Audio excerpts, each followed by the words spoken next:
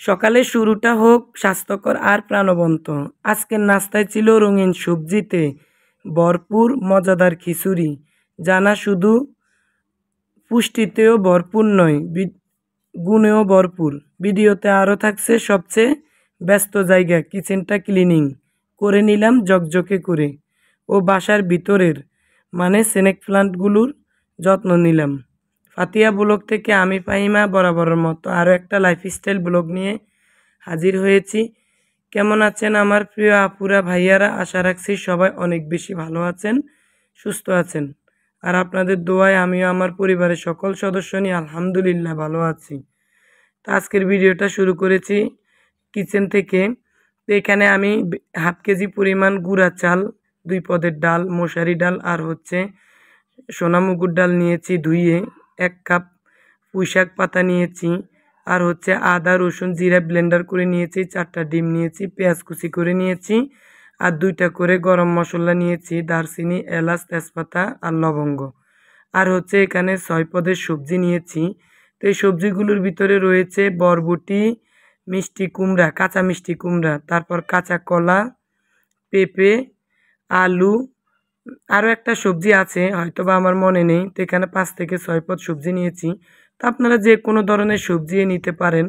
আর হচ্ছে ঘি নামিয়ে নিয়েছি, কারণ স্পেশাল সবজি খিচুড়িতে ঘি না দিলে আমার কাছে ভালোই লাগে না। তার জন্য নর্মাল ফ্রিজ থেকে ঘিটা নামিয়ে নিয়েছি।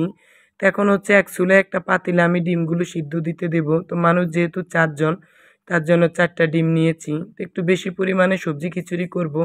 আমাদের বাসায় কিন্তু যে কোনো খিচুড়ি সবাই অনেক বেশি পছন্দ করে, আর সেটা যদি হয় ঘি দিয়ে তাহলে আরও বেশি পছন্দ করে, কারণ ঘিয়ের ফ্লেভার সবজিতে দিলে অনেক বেশি মজা লাগে। তো আমি প্রথমে একটা কড়াইতে চালগুলো দিয়ে দিলাম ধুয়ে রাখা। এখন হচ্ছে সবজিগুলো দিয়ে দেব।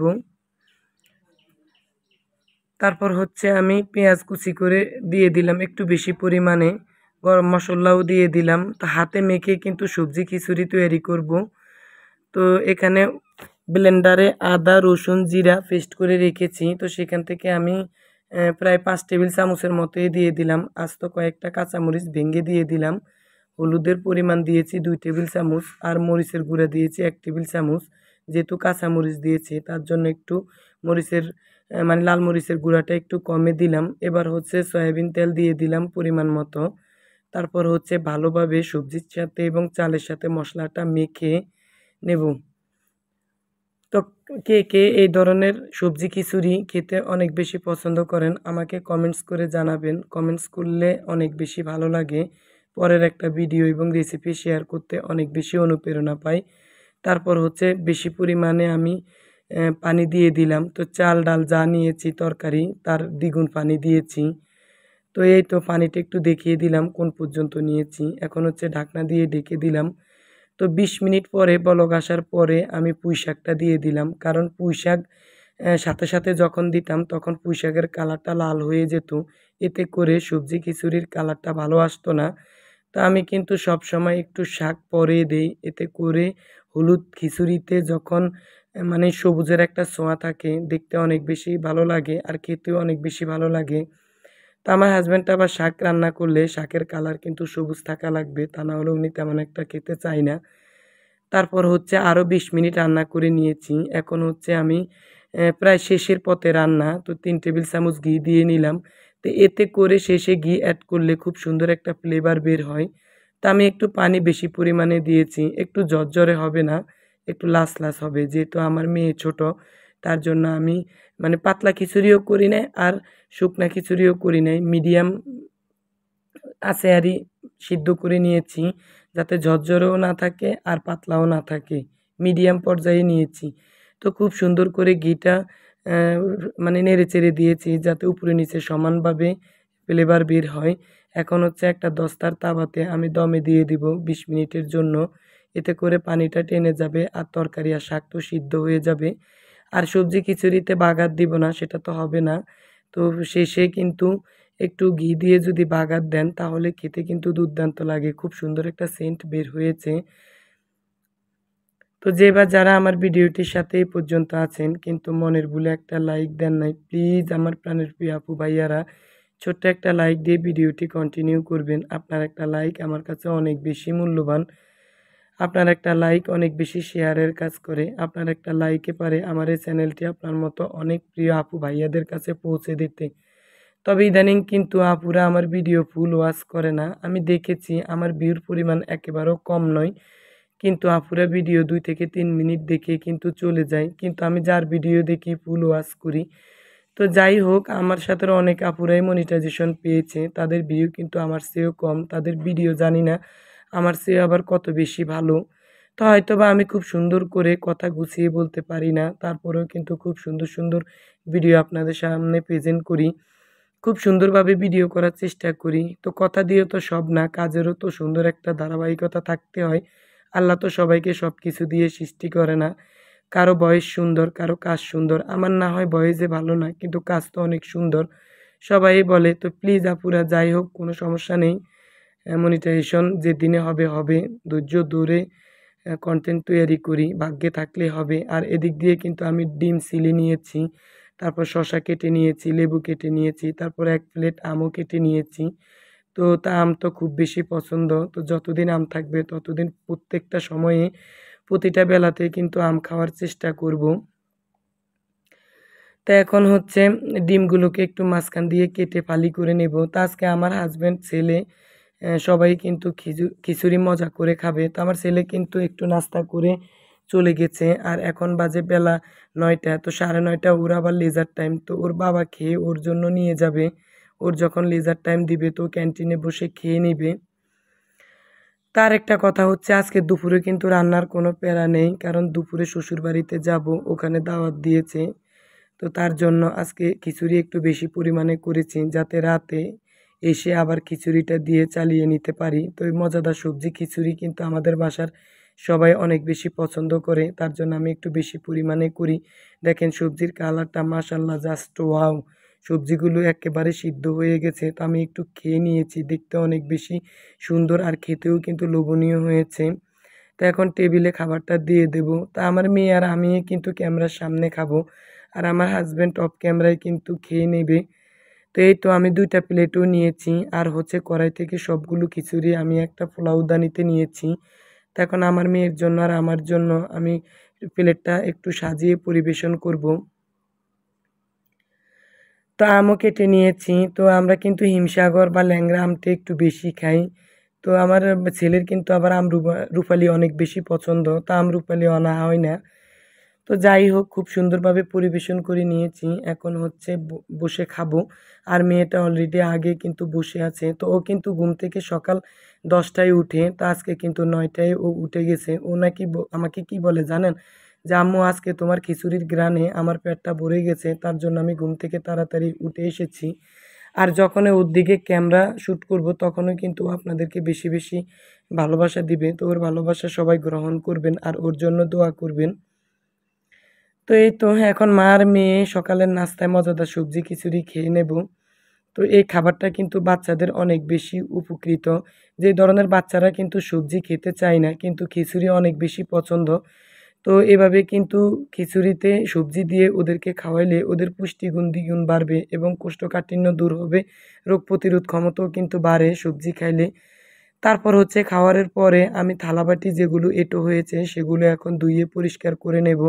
তো তার আগে মানে বলের ভিতরে যে ধুয়ে রাখা থালাবাটিগুলো আছে সেগুলো আমি যে র্যাকটায় সবসময় সাজিয়ে রাখি আমার প্রয়োজনীয়, তো সেখানেই রাখলাম।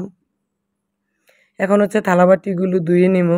তো যারা ফার্স্ট টাইম আমার চ্যানেলটা ভিজিট করছেন, যদি আমার এই ধরনের রেসিপি ও লাইফস্টাইল ব্লগগুলো আপনাদের ভালো লাগে তাহলে প্লিজ চ্যানেলটা সাবস্ক্রাইব করে পাশে থাকবেন। আর যদি এই ধরনের লাইফস্টাইল ব্লগ ও সুন্দর সুন্দর রেসিপি আরও দেখতে চান তাহলে পাশে থাকা বেল বাটনের অল অপশনটা অন করে রাখবেন। এতে করে আমি যখন কোনো ভিডিও আপলোড করব তখন আপনার ফোনে নোটিফিকেশন চলে যাবে আর আপনি দেখে নিতে পারবেন। তো ইদানিং অনেক আপুরাই কিন্তু আমাকে সুন্দর সুন্দর কমেন্ট করে। অনেক আপুদের কমেন্টে কিন্তু পড়া হয় না। ভয়েস দিতে গেলে ভিডিও রিলেটেড কথা বলবো নাকি আপুদের কমেন্টের উত্তর দেব সেটাই ভেবে পাচ্ছি না। তো যারা আমার ভিডিওতে নতুন নতুন জয়েন হচ্ছেন তারা কিন্তু স্প্যাম কমেন্ট করেন। তো স্প্যাম কমেন্ট থেকে বিরত থাকবেন। এতে কিন্তু আপনার ভিডিওরও অনেক বেশি সমস্যা হয় এবং আমার চ্যানেলেরও অনেক বেশি সমস্যা হয়। তবে অনেক বেশি খারাপ লাগে যখন আপুরা আমাকে সাবস্ক্রাইব করে কিন্তু আমি ওদের চ্যানেলে গিয়ে করতে পারি না, কারণ দুজনের স্প্যাম কমেন্ট হলে আমার চ্যানেলটা অনেক বেশি ডাউন হয়ে যাবে। তো এই তো মাঝে দিয়ে কিন্তু চ্যানেল অনেক বেশি ডাউন হয়ে গেছে, তো এখন একটু মাশাল্লাহ গ্রো হয়েছে, তো যাই হোক কোনো সমস্যা নেই। আর হচ্ছে হ্যান্ড ওয়াশের বোতলের, সরি, ভিম লিকুইডের বোতলের পাশে যে গ্লাসে একটা স্নেক প্লান্ট লাগিয়েছি, তো এটা গতকাল আমার ছেলে আমাকে একটা ডাল কেটে নিয়ে, মানে ওর স্কুলের পাশ থেকে নিয়ে আনলো আরই। তা আমি সেখান থেকে এটাকে কেটে খুব সুন্দর করে গ্লাসের ভিতরে রেখে দিয়েছি। আর হচ্ছে খুব সুন্দর করে সিঙ্কটা পরিষ্কার করে নিয়েছি। তো আমি যতবারে থালাবাটি মানে এঁটো হইলে ধুই, ততবারে কিন্তু আমার কিচেনের এই সিঙ্কটা পরিষ্কার করি। আর হচ্ছে কিচেনের যেহেতু এই জারগুলো গ্যাসের চুলার পাশে অনেক বেশি তেল ছিটছিটে হয়, তার জন্য এগুলো খুব সুন্দরভাবে পরিষ্কার করব। তা আজকে কিন্তু আর ঘর গোছানো শেয়ার করব না, কিচেন ক্লিনিং আর হচ্ছে স্নেক প্লান্ট মানে হচ্ছে ইনডোর প্লান্ট যেগুলো, সেগুলো একটু যত্ন করব। তো ভিডিওর মানে শেষের দিকে থাকবে সেটা। তো এখন হচ্ছে কিচেনের এই জারগুলোই পরিষ্কার করব। তো এগুলো কিন্তু প্রচুর পরিমাণে তেল চিটচিটে হয়েছে, তো আমি কিন্তু আগে ভিজা ন্যাকড়া দিয়ে মানে মুছে নিয়েছি। এখন হচ্ছে টিস্যুর সাহায্যে সবগুলো অফ ক্যামেরা এবং অন ক্যামেরায় পরিষ্কার করে নিয়েছি। তো আমরা যেহেতু নারীরা দিনের বেশিরভাগ সময়ে কিন্তু কিচেনে থাকি, তো কিচেনটা যদি একটু ঝকঝকে চকচকে থাকে তাহলে মনটা অনেক বেশি ভালো লাগে, কাজের আগ্রহ বাড়ে। তো আমি কিন্তু সব সময় কিচেন অনেক বেশি পরিষ্কার রাখি। আমার কাছে পুরো বাসায় সবসময় পরিষ্কার রাখতে ভালো লাগে। তা আমি কিন্তু একটুও মানে সময় নষ্ট করি না। যখনই কাজের মানে মানে ফ্রি থাকি তখনই কিন্তু একটা না একটা কাজ করে থাকি। এতে করে আমার ডিপ ক্লিনের প্রয়োজন হয় না।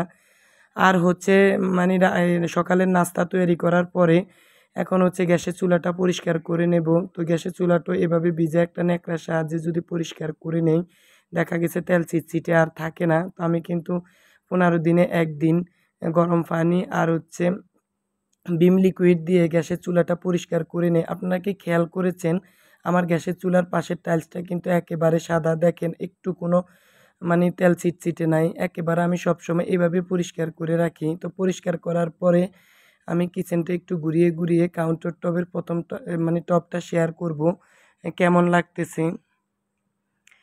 তো এভাবে আরই সবসময় পরিষ্কার পরিপাটি রাখি। তার জন্য আমার হেল্পিং হ্যান্ডের প্রয়োজন হয় না। আর বেশি ডিপ ক্লিনেরও প্রয়োজন হয় না। কারণ দেখা গেছে ডিপ ক্লিন করতে গেলে আমি এলোমেলো হয়ে যাই। কোথায় থেকে কাজ শুরু করব? তার জন্য আমি যখনই সুযোগ পাই তখনই কিচেন ক্লিন করে নেই। তারপরে এই হচ্ছে স্নেক প্লান্ট। তো আমার বাসার ভিতরে কিন্তু প্রচুর পরিমাণে স্নেক প্লান্ট ছিল। তো সবগুলোই মরে গেছে। তো এই স্নেক প্লান্ট আছে, এগুলোর ভিতরে প্রায় ৫ টা ছিল। তো এখন একটা আছে। তো একটা বাচ্চা দিয়েছে। মাশাআল্লাহ, বাচ্চাটা মানে দেখার পর আমি এত বেশি খুশি হয়েছি। তা আপনাদের সাথেও শেয়ার করলাম। তো এভাবে যদি ভিজা একটা ন্যাকড়ার সাহায্যে পাতাগুলো ১ সপ্তাহ পর পর এভাবে পরিষ্কার করে দেওয়া যায়, এতে করে যেন প্রাণবন্ত হয়ে ওঠে। আর এরা খুব সুন্দরভাবে গ্রো হয়, কালারটাও দেখতে অনেক বেশি ভালো লাগে। তারপর হচ্ছে লম্বা একটা স্নেক প্লান্ট আমি খুব সুন্দরভাবে পরিষ্কার করে তারপর টবটাও পরিষ্কার করে নিয়েছি। এগুলো যেহেতু বাসার ভিতরে থাকে, তো খুব সুন্দরভাবে যদি পরিষ্কার করে রাখা হয় তাহলে দেখতে কিন্তু অনেক বেশি ভালো লাগে। আর স্নেক প্লান্ট দিয়ে বা ইনডোর প্লান্ট দিয়ে কিন্তু ঘর সাজালে ঘরটা সবসময় অনেক বেশি ভালো লাগে। আর এই যে একটা মগে স্নেক প্লান্ট লাগিয়েছি, তো একটা পাতা মরে গেছে, তো আমি কেটে দিয়েছি। তো মাশাআল্লাহ দেখি খুব সুন্দর একটা চারা উঠেছে, সেটাও দেখিয়ে দিলাম। আর এই স্নেক প্লান্টটার সাথে অনেকগুলো চারা ছিল, সবগুলোই মরে গেছে। তো এই একটি আছে, এটাও কেমন জানি একটু নেতিয়ে গেছে। আর হচ্ছে এই যে রঙিন স্নেক প্লান্ট, তো এটাও খুব সুন্দরভাবে পরিষ্কার করে নেব। তো আমি আমার গাছগুলোকে কিন্তু বাচ্চাদের মতোই যত্ন করি। আমি আমার ২ বাচ্চার যেমন যত্ন করি ঠিক গাছগুলিও সবসময় যত্ন করি। এদেরকে শাওয়ার করিয়ে দেই, পানি দেই, তারপর হচ্ছে আলো ছায়াতে রাখি। এখন সবগুলো গাছে কিন্তু আমি আমার এই জানালার পাশে রাখবো কিচেনের। আমার জানালা দিয়ে কিন্তু অনেক পরিমাণে রৌদ্র পড়ে। তো আমি সরাসরি রৌদ্রে রাখি না, যেহেতু এগুলো ইনডোর প্লান্ট, একটু আলো ছায়াতে রাখি। আর গাছের গোড়া যখন একটু এঁটেল হয়ে যাবে, মানে শক্ত হয়ে যাবে, তখন আমি একটা মানে নাইফের সাহায্যে গাছের ভিতরে একটু মানে নিড়ানি দিয়ে দেই। তো গ্রাম অঞ্চলে যেটাকে বলে নিড়ানি। তা আমার বাবা কিন্তু যখন অনেক পরিমাণে চাষাবাদ করত, তখন কিন্তু কামড়াদের সাহায্যে বাদাম, মরিচ এগুলো নিড়াই দিত, মানে কোদালের সাহায্যে। তো আমি তার কোদাল পাবো না, তার জন্য নাইফের সাহায্যে গাছের গোড়া একটু মানে নিড়ানি দিয়ে দিলাম, এতে করে খুব সুন্দরভাবে নিচ থেকে মানে বাচ্চা বের হতে সুবিধা হবে। তো যাই হোক, কিচেনের এই যে একটা ছোট্ট টেবিল, এখানে আমি সবসময় আমার স্নেক প্লান্টগুলো রাখি। তো খুব সুন্দরভাবে টেবিলটা সাজিয়ে নিয়েছি। তো খুব ছোট্ট একটা টেবিল। তো এইভাবে সবসময় ইনডোর প্লান্ট মানে স্নেক প্লান্টের যত্ন নিবেন। তা আমার গত ব্লগে তো আমি দেখিয়েছি কিভাবে মানে মানি প্লান্টের যত্ন নিবেন। আর আজকের ব্লগে দেখিয়েছি স্নেক প্লান্টের যত্ন। তো সবাই সুস্থতা কামনা করে ভিডিওটি এখানে রাখলাম। দেখা হবে নেক্সট ভিডিওতে নতুন কোনো লাইফস্টাইল ব্লগ নিয়ে। সে পর্যন্ত সবাই ভালো থাকবেন, সুস্থ থাকবেন আর আমাদের জন্য দোয়া করবেন। আল্লাহ হাফেজ। আসসালামু আলাইকুম।